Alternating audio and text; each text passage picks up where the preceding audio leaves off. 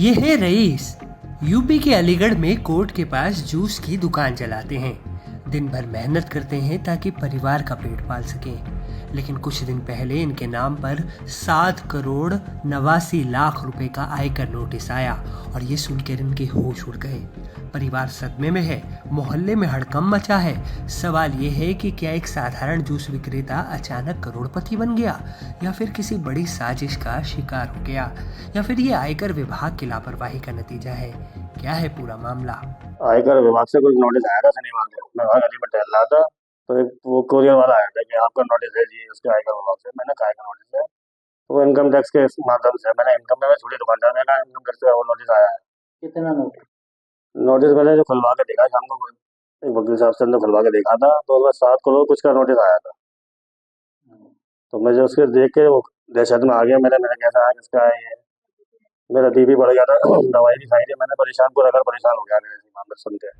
अलीगढ़ के बन्ना देवी थाना क्षेत्र की तार वाली गली में रहने वाला ये साधारण आदमी अब करोड़पति घोषित हो गया है। लेकिन आयकर विभाग के नोटिस वाली ये कागजी दौलत उसके लिए किसी अभिशाप से कम नहीं है। मेरे भाई का जूस की दुकान है जिसमें मेरे बाप, मेरे भाई और मेरा एक बेटा, मेरे शौहर नहीं है, वो लापता है।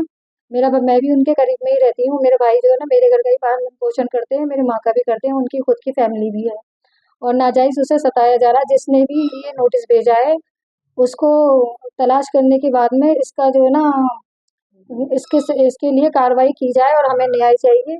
जिसने भी ये कहा है उसको जो है ना निकाला जाए। और हमारे भाई इसके अंदर टाइम भी कम दिया है उन्होंने और त्योहार का टाइम है, हमारा रमज़ान का महीना चल रहा है, सबके रमज़ान थे और हम लोग बहुत परेशान हैं, रोज़े भी रख रहे हैं और परेशानी भी है जिसमें हमारे घर में खाने पकाने भी नहीं हो रहे हैं। मामले की जांच शुरू हुई तो पता चला कि रईस की आईडी का इस्तेमाल पंजाब चुनाव में करोड़ों की डोनेशन के लिए किया गया था। यानी किसी ने उनकी पहचान चुरा ली और इस बड़े खेल में उनका नाम फंसा दिया।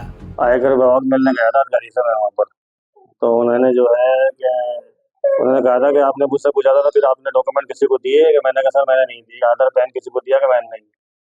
तो उन्होंने बताया था इसमें 4 दिन का समय है आपके पास और आप जल्दी से इसमें पोर्टल पे जवाब दाखिल करिए। आप मेरे एक मित्र है साथ में, वकील साहब जानने वाले हैं, वो गए थे मेरे साथ में, पढ़ा लिखा तो नहीं, उनसे मैंने ले गया था मैं साथ में। अब क्या चाहते हैं आप?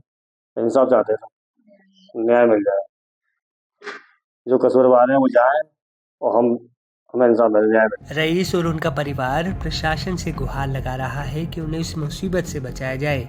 वे गरीब हैं, मेहनत मजदूरी कर अपना गुजारा कर रहे हैं, लेकिन फर्जीवाड़े का शिकार होकर उनके सामने अब घर छीनने का खतरा भी मंडरा रहा है। हमारे भाई के साथ कोई भी हादसा होने की संभावना है जिसके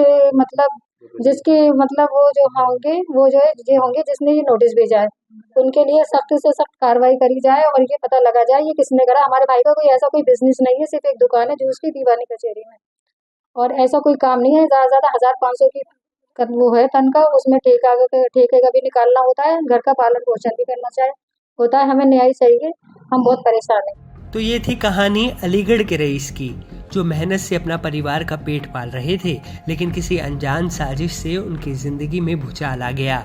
आखिर कौन है इस फर्जीवाड़े के पीछे? क्या रईस को इंसाफ मिलेगा? आपकी इस पर क्या राय है?